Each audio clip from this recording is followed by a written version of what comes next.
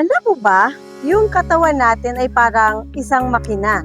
Kapag hindi mo inalagaan, kahit gaano kaganda ang itsura mo, mag-feel ka pa din sa dulo. Dati ako, accountant ako, stable naman ang buhay, may trabaho, okay ang routine.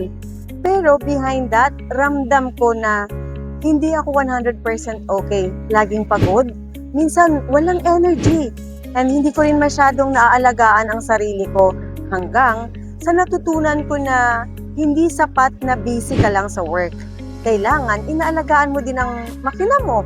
Kaya I started taking care of my body using this simple wellness routine. Number 1, Intra. Parang fuel ito ng katawan para support sa daily energy at overall wellness. Pangalawa, I take Nutria Plus. Antioxidants and anti-inflammation ito and for added nutrients na kulang minsan sa daily na pagkain natin. Pang-third, ito yung CardioLife. Support siya sa heart health kasi yan ang pinaka-engine ng katawan natin.